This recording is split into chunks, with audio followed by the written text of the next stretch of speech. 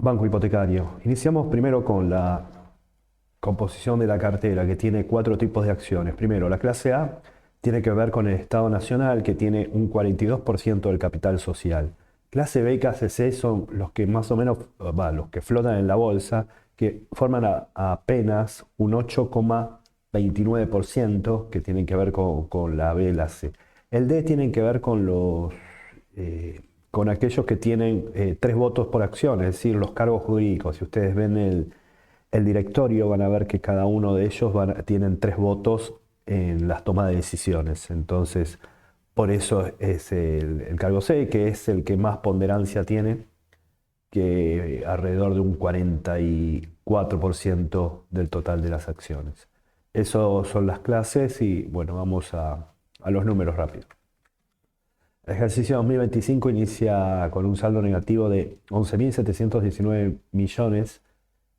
El año pasado fue un positivo de 145,2 billones. Esto se debe principalmente por los resultados de intermediación por intereses en terreno negativo ya por segundo trimestre consecutivo. Esto hace que los márgenes financieros y todo eso vaya disminuyendo hasta tener, perdón que voy a la página pertinente, un resultado de 11.719 y para la controladora va 10.809 negativos.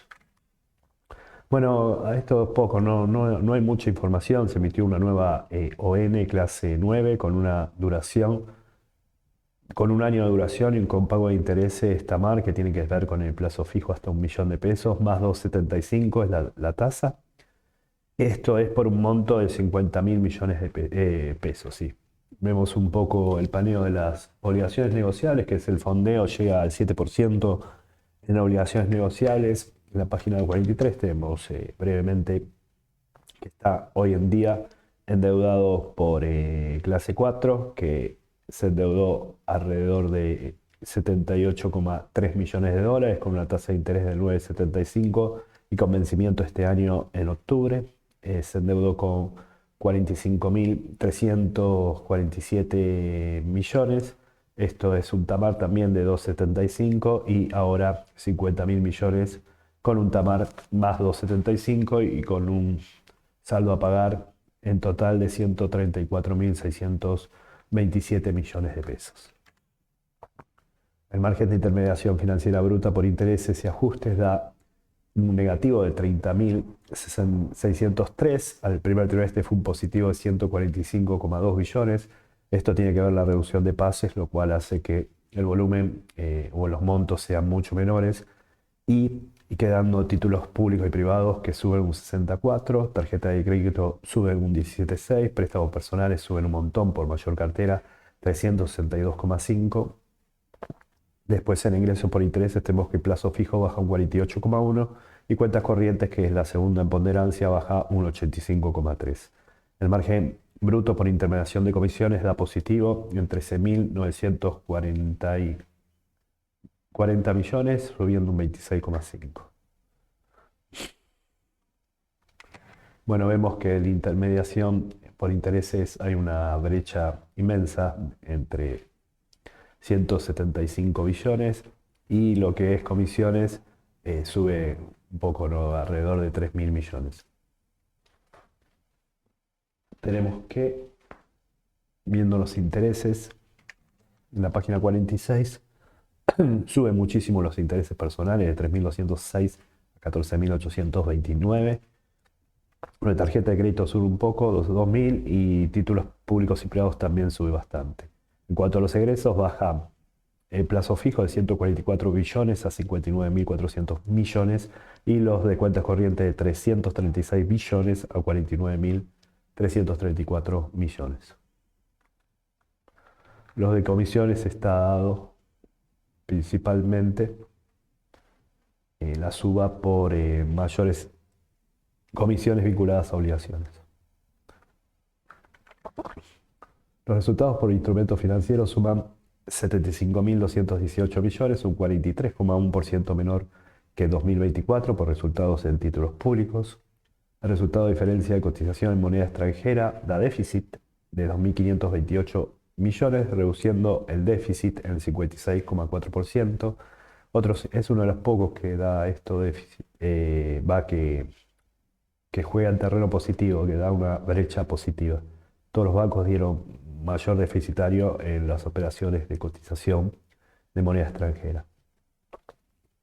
Otros ingresos y gastos operativos, un déficit de 889 millones, disminuyendo el mismo en 97,4%, por baja de gastos de ingresos brutos en un 76,7% anual. Arrancan en su negativo por 29.415 millones, una brecha positiva de 102,6 billones por baja del índice inflacionario. Volviendo a como es, a la tabla principal, tenemos que los resultados por posición monetaria hay una diferencia a favor de 102 billones y tenemos lo siguiente. Diferencia de cotización, hay una diferencia a favor de alrededor de 2.300 millones por operaciones netas en dólares y ser menos deficitario. Otros ingresos y egresos, podemos destacar en egresos los egresos brutos por una diferencia a favor de 27.000 millones. Resultados por cambio de moneda, bueno, acá por títulos públicos prácticamente la mitad de ganancia.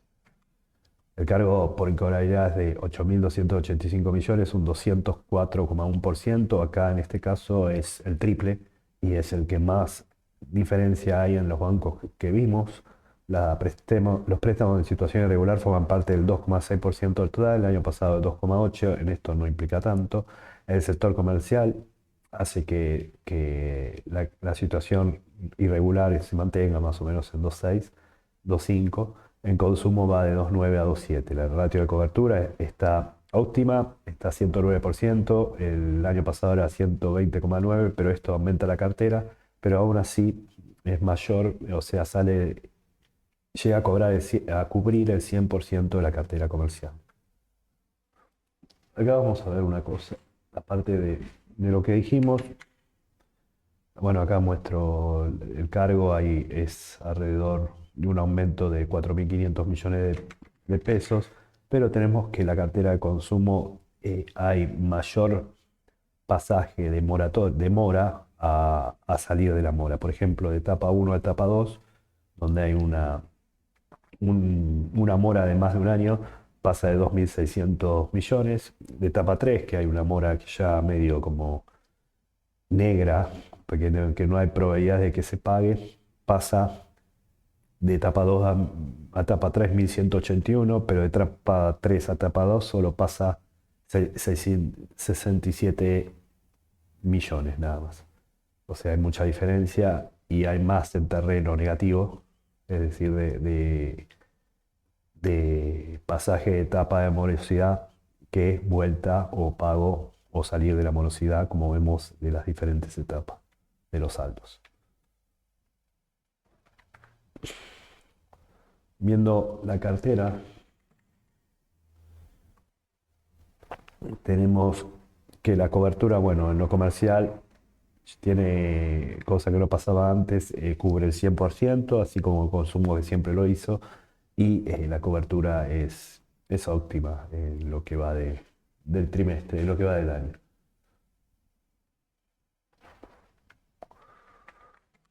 Los gastos de administración dan 14.506 millones, un 1,4% mayor al 2024. Beneficios del personal dan 25.190 millones, bajan un 37,5% anual por reducción de indemnizaciones en un 93% y las remuneraciones en sí bajan un 22,5% anual. La ratio de eficiencia es grandísimo, es muy mala comparado con la promedio de los últimos trimestres, 79%, el año pasado era 25%.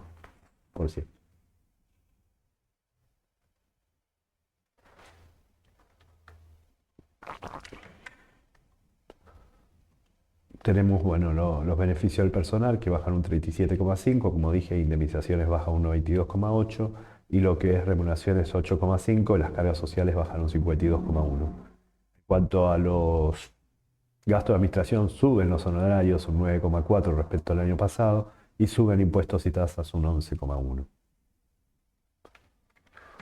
Los préstamos imputan 813,6 billones, creciendo un 156,4 anual, siguen creciendo los préstamos. Los préstamos por tarjeta de crédito, que es el 29% de ponderación, suben un 338%. Los hipotecarios suben un 71,5% anual. Los préstamos comerciales o a otras empresas, que es el 15,4%, crece un 175%. Los depósitos son el 93,7% del fondeo, el resto es por obligaciones negociables y arrojan 1.924 millones, bajando un 21,4% anual. La relación préstamos-depósitos es del 43,3%, siempre fue más o menos por debajo del 50%, pero el año pasado era el 12,5%, era demasiado poco.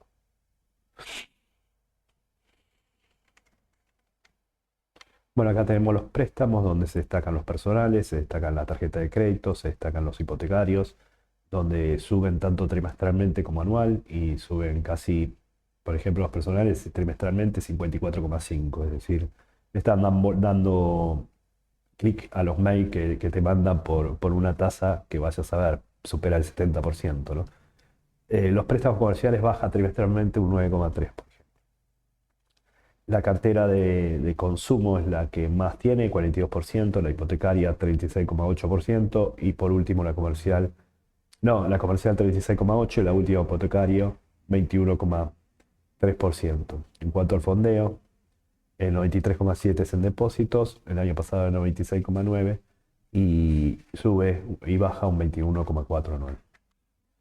Lo que sí tiene muy concentrados los depósitos en pocos clientes. El ROA tiene 8,4 negativo, el ROE 8,4 negativo, el ROA 1,3, el año pasado eran positivos 17,8 y 2,6. La financiación disponible sobre requerida, que nos proporciona la disciplina del mercado, es 154, el año pasado era mucho más, 267,2, es decir, es más estrecho, como la ratio de liquidez se mantiene en 115. Y la ratio de capital, esto tiene que ver por un factor inflacionario del 77% y por mayor activos ponderados a riesgo, también lo que hace que baje a 19,3%. Ahora vemos la tabla y vamos a ver qué hacemos con esta tabla.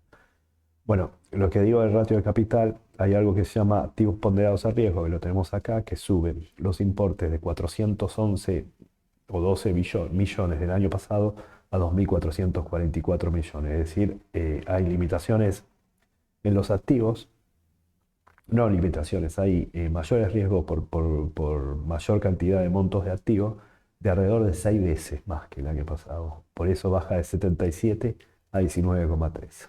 Y esto se divide sobre el capital, que el capital es alrededor de capital más, acá le llaman capital porque hay ajustes, ¿no? Este es el patrimonio neto y el capital es 471 millones de pesos.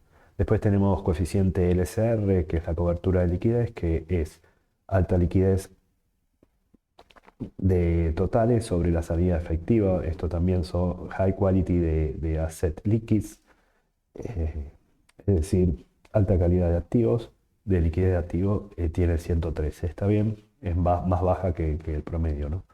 Y el coeficiente NSBR, que son las líneas de créditos que da el banco en sí. De hecho, la financiación aumentó, es decir, la toma de la línea de crédito aumentó de 223 billones a 728 billones.